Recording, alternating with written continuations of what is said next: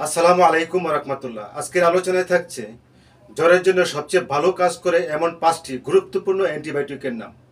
এই অ্যান্টিবায়োটিকগুলো শিশু থেকে বৃদ্ধ পর্যন্ত সবার জন্য উপযুক্ত। প্রতিদিন ঘরে বসে নিত্য নতুন চিকিৎসা ও ওষুধের পরিচিতি জানতে চ্যানেলটিকে সাবস্ক্রাইব করে সাথেই থাকুন এবং ভিডিওটি দেখার পর উপকৃত হলে একটি লাইক, কমেন্ট ও শেয়ার করতে ভুলবেন না। আপনার একটি লাইক, কমেন্ট পরবর্তী ভিডিও বানাতে উৎসাহ যোগায় এবং কষ্টটাও সার্থক হয়।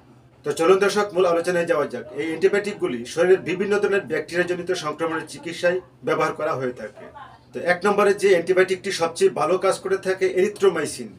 এটি একটি জেনেরিক নেম। এই ওষুধটি বিভিন্ন কোম্পানি বিভিন্ন নামে বাজারজাত করে থাকেন, যেমন এট্রোসিন বেক্সিমকো ফার্মাসিউটিক্যালস লিমিটেড এবং Eromycin Square pharmaceuticals limited, Emycin Aristo pharmaceuticals limited ইত্যাদি। এবং এই ওষুধটি খাওয়ার নিয়ম হচ্ছে প্রতি কেজি ওজনের জন্য 50 mg করে দৈনিক 4 বার।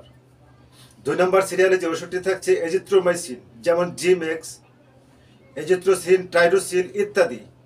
আর এই ওষুধটি খাওয়ার নিয়ম হচ্ছে প্রতি কেজি ওজনের জন্য 10 mg করে দৈনিক 1 বার।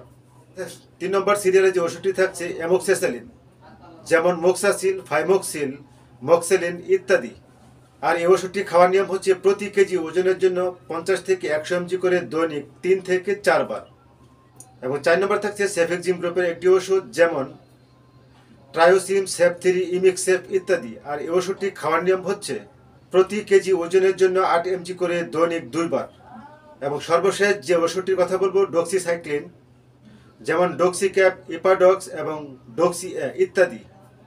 দর্শক, অ্যান্টিবায়োটিক সেবনের পূর্বে সবচেয়ে গুরুত্বপূর্ণ যে বিষয়গুলি, অনেকে আছেন কারণে অকারণে বা সাধারণ জ্বর সর্দির কারণে বিভিন্ন ধরনের অ্যান্টিবায়োটিক খাচ্ছেন, কিন্তু এর ডোজ কমপ্লিট করছেন না।